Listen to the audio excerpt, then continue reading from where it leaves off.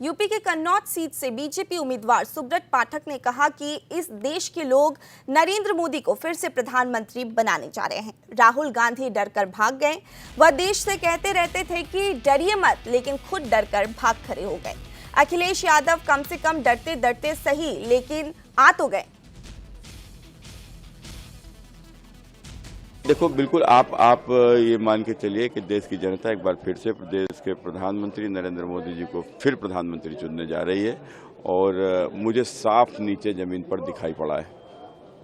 जैसे राहुल गांधी अमेठी से छोड़कर रायबरेली आ गए, वैसे अखिलेश यादव भी कन्नौज आपसा में चुनाव लड़ रहे हैं।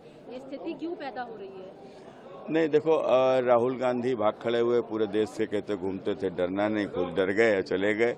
और अखिलेश जी तो चलो कम से कम डरते डरते सही आ तो गए लड़ने।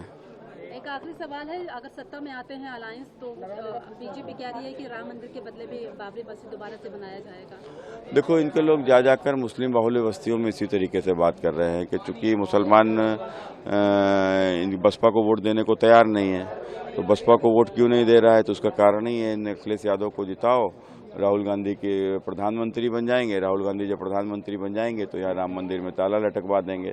तो इस तरीके की एक बात कही गई है। और दूसरा, जो धर्म के नाम पर आरक्षण देना जो कांग्रेस का है, तो वो भी एक गोपनीय एजेंडा समाजवादी पार्टी का भी कहीं कह रहा है। जीतने वाले हैं वो अब उन्होंने कहा था 80 में 82 न जीत जाए भाई, उनके लिए क्या हो, तो कुछ भी बोल सकते हैं अपने स्वयं।